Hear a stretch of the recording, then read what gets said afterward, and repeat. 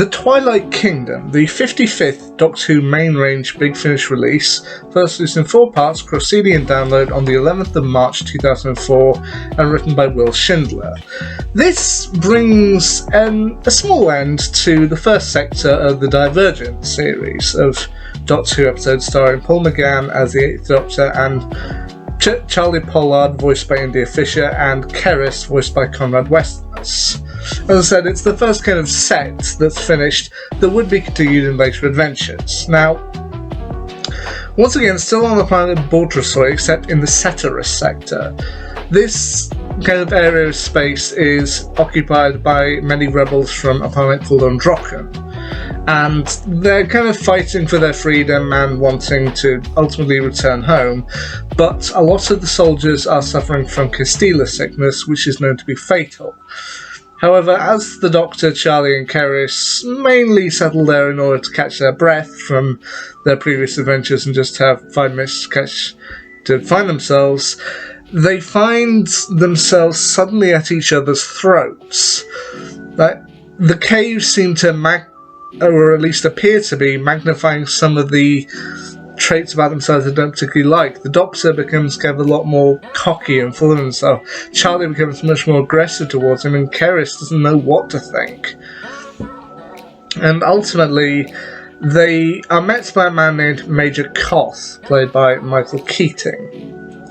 And he, along with several other soldiers and Androcken rebels, including ones voiced by Alan Rothwell and Karis Wilson, Dale Ibbotson, Jeremy James, Vivian Parry, Alton Sterling, Nicholas Briggs, Stephen Fewell and Gary Russell. Everyone appears to be suffering either from Castilla sickness or just victims of their own mind. But it ultimately turns out there's a cave creature, a creature that was in the cave and they haven't actually been speaking to Major Koth for some time. This is actually just an image of Koth that it's projecting. But it turns out that the original Koth, the creature bonded with him years ago and sucked him dry, but it feeds on certain emotions, and since Koth is running dry, it believes that it needs to kind of connect with a new host in order to be able to kind of continue on living and feeding. But I think ultimately this is a story that does make you feel a little bit claustrophobic, because apart from being set in the caves, it does make you feel claustrophobic, not necessarily physically, but emotionally, as things start to kind of creep in with everybody and you see their emotions kind of get the better of them, especially with Charlie. When you see her kind of anger slowly and resentment grow towards the Doctor, you do begin to feel like this is unsettling. So ultimately, they're also helped out by the Croaker, who appeared in previous stories, voiced again by Stephen Perring. But I do think this is a story where I can't really do it justice just by explaining it. You do have to go and listen for yourself. But as I said, it is a story that does put you on edge. It does make you fear the kind of shadows and the dirt beneath your feet.